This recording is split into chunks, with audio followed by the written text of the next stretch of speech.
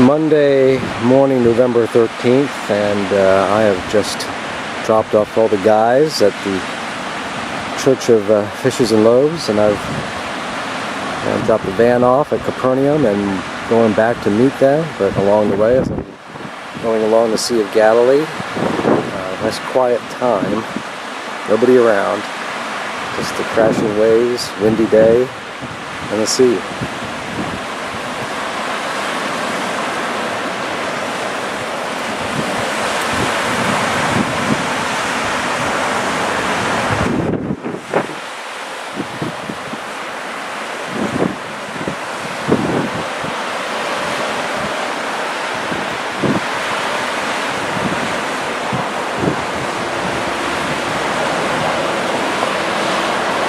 Still amazing to think that out there is where Jesus calmed the storm, and Peter had the faith to walk in that water. Jesus did walk in the water, a place where the disciples gave up their livelihood to follow a man. All happening, all occurred 2,000 years ago around this body of water.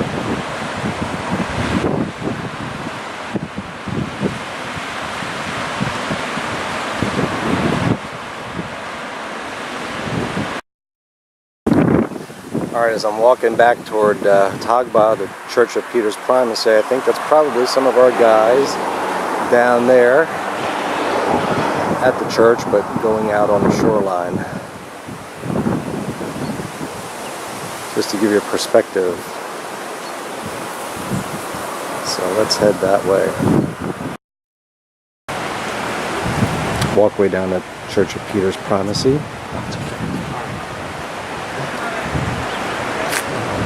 It's a Catholic church.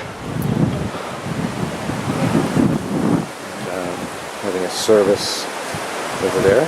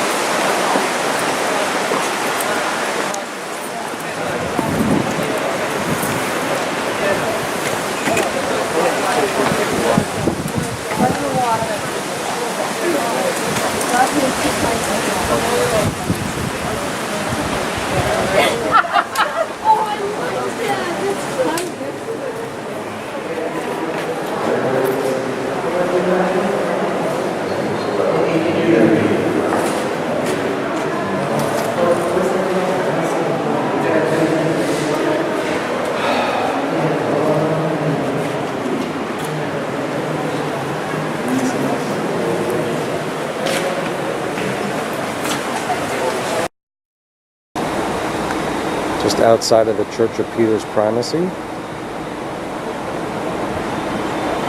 So this church we just visited, essentially where Catholic tradition, I believe that's where Jesus had fish with the disciples, but essentially it was a place where Jesus bestowed upon Peter being the head of the church.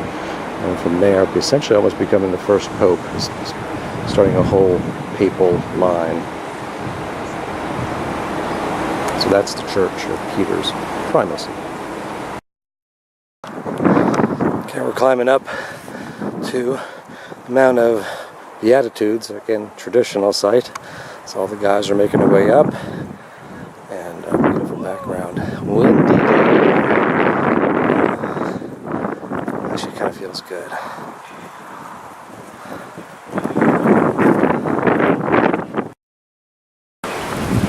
Okay, so we're up on the Mount of Beatitudes. It's a very windy day. Can't even really see the Sea of Galilee. It's a nice time for reflection, especially in the Mount of Beatitudes. Kind of giving the guys instructions. Go ahead and read Matthew chapters 5 through 7 again, and really get the words into you. Just how revolutionary and contrary to the world the teaching was at that time, and how we need to live it out 2,000 years later.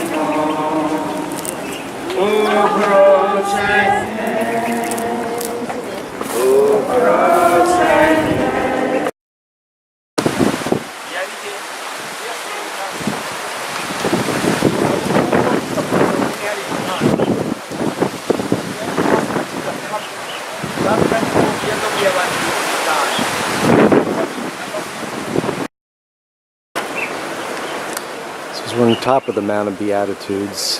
This is a Franciscan church, the Church of the Beatitudes, built in 1938, pretty much a Catholic church.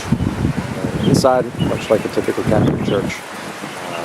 It's certainly a beautiful structure, and it's at the top of the Mount of Beatitudes.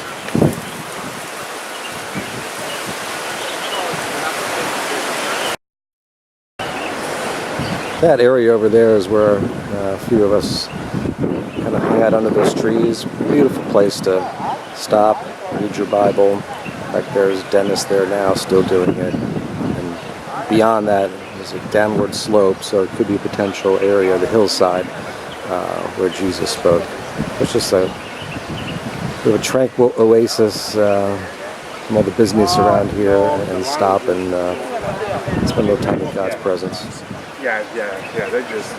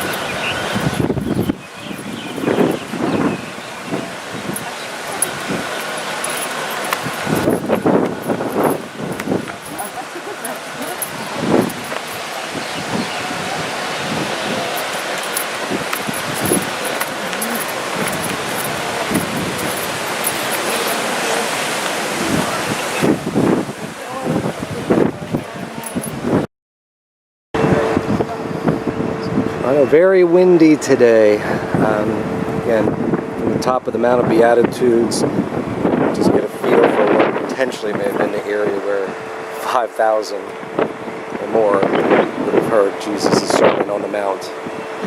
So the background is the sea. It's hard to see.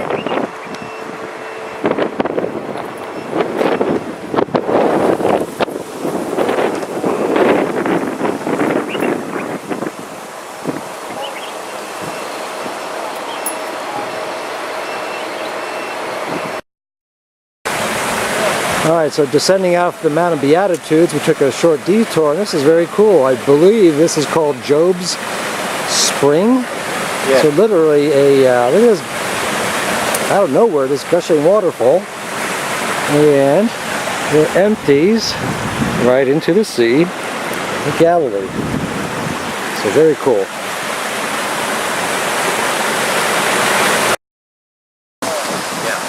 So we just had group pictures, and essentially we are at the end of the Jesus Trail. We're right outside of Capernaum. So starting in Nazareth, Capernaum, and we essentially did nearly all of the trail. So guys are taking a lunch break here, getting their feet back together, hanging out under a locust tree. So again, the wind is still howling. You can't even see across the side of the lake. A couple guys down there. Looks like Dennis and Coulter might be venturing in, so let's head down there.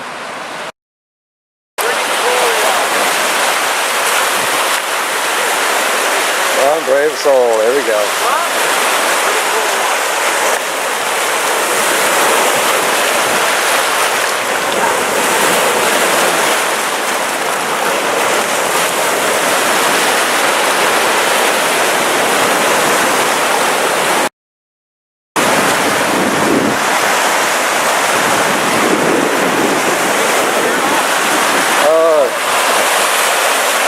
There he goes.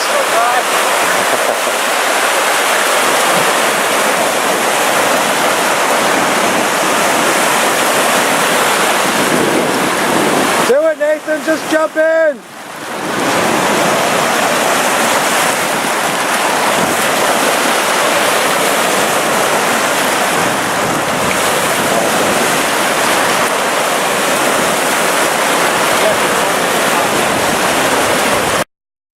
Oh yeah.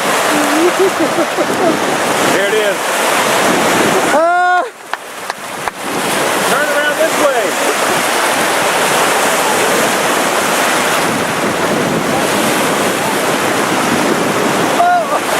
Yeah, look this way. That's great.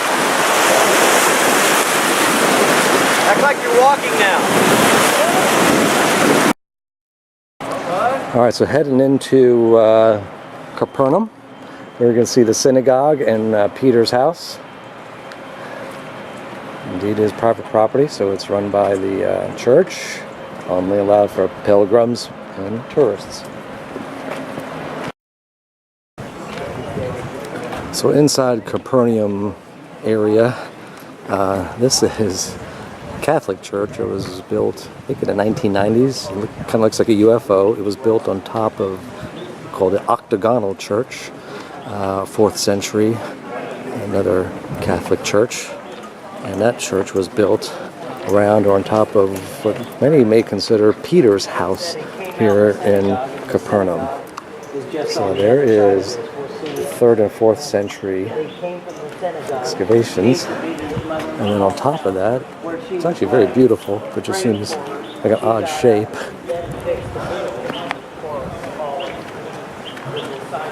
This flying saucer shaped church.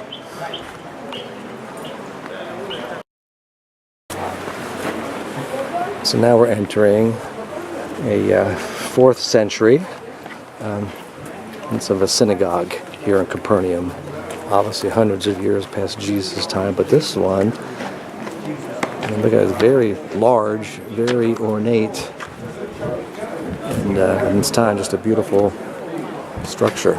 This is probably not the first century synagogue where Jesus preached, but it was right in this area.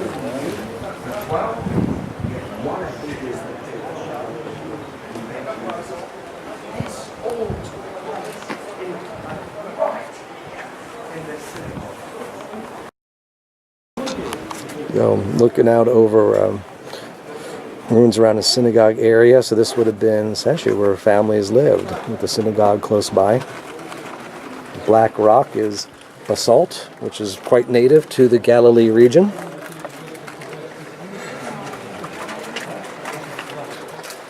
And there again is the UFO church. Yes. That tire looks better than that van you got.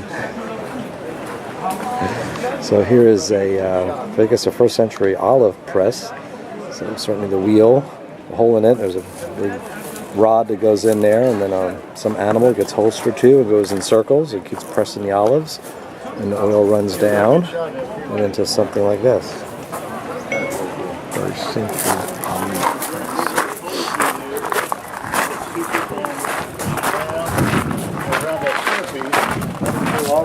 Down, it goes out through the hole in the bottom. That is There awesome. you It go. just goes out through the hole in the side or the bottom. Yep. This would be great for olives. Yeah.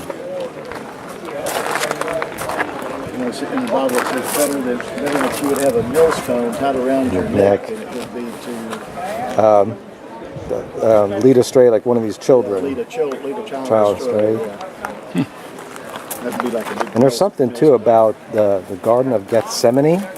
The word Gethsemane, I think, means like olive press. You're right, Jim. And the sort of correlation is there that Jesus was so pressed with all the weight of the sin of the world, which is one of the reasons why he was sweating blood. But there's a correlation between Being pressed the out. pressed yeah. out Pressed out, yeah, olive and press. olive press. Gethsemane means olive. Yeah. Good. Yeah, I forgot that. Olive press. It's a good story. Good.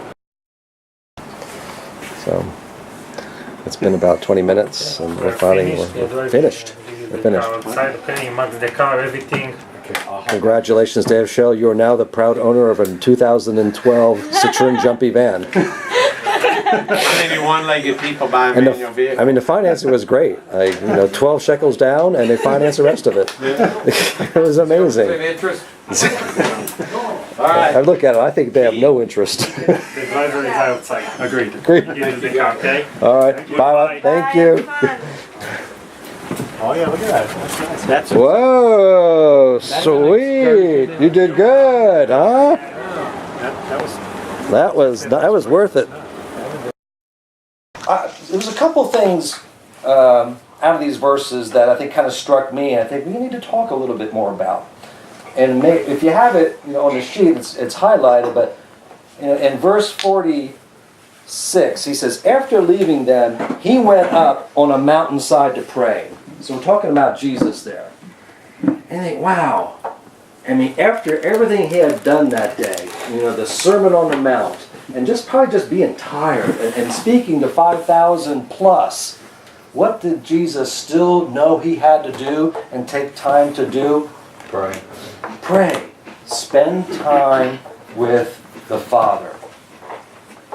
And I think, wow, if Jesus is God, yet he knows he has to spend time with the Father. And what do? I start reflecting upon myself. Man, how much time, when I'm not even tired or just worn out, am I spending time with the Father in prayer?